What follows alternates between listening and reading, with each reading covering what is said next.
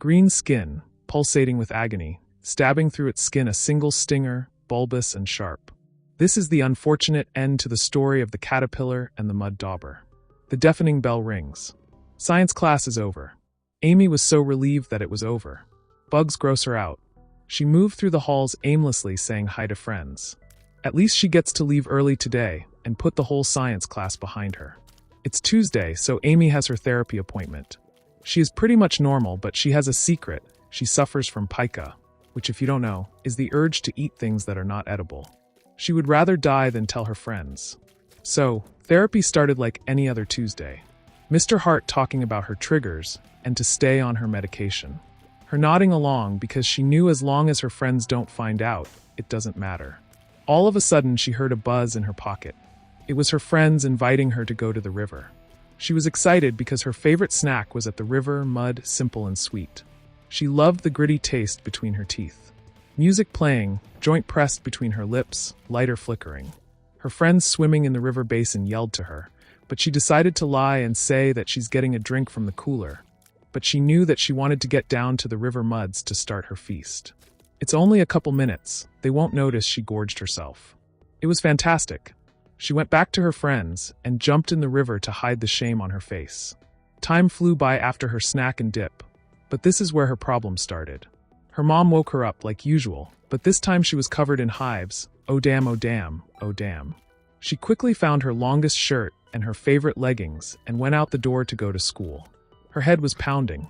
She made it to the door. Her friends greeted her like any other day. In her head, she hears an ear-splitting scream. Mr. Hammond was teaching his science class again. Different caterpillar, different mud dauber, but this time she could hear the caterpillar scream. Boom, darkness. She collapsed on the ground, the throbbing in her brain, the screaming. She woke up in the local urgent care, eyes still blurry. She simply heard, "Miss, you had a panic attack." But all I had was a headache and some hives. Those are stress hives. Her mom called the therapist. They discussed what they could do about it, and he suggested that maybe she should be put on observation for a couple days. You know, like a place where she can process what happened. Amy was furious with her mom. "You're supposed to be my mother, but at the slightest inconvenience, you send me away to a loony bin." She fought against the people trying to restrain her. Eventually, they shot her up with a cocktail of who knows what. She eventually settled down. Her eyes went heavy. The urge to fight left her body. She woke up again.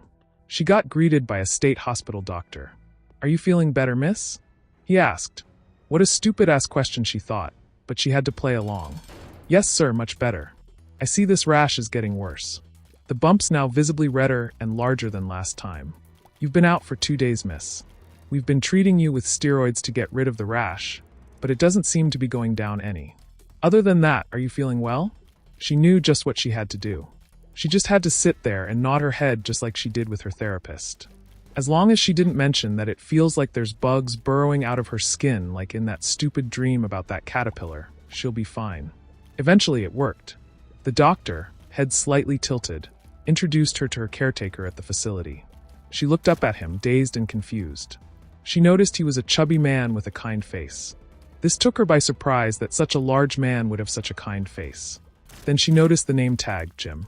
She was still very weak, so she had to use a wheelchair to get around. The clock struck noon. Jim told her it was lunchtime.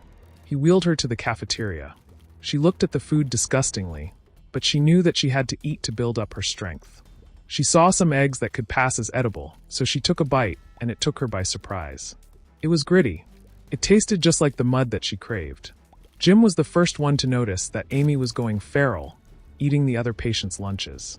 He noticed all these strange creatures flying. He stared back at Amy.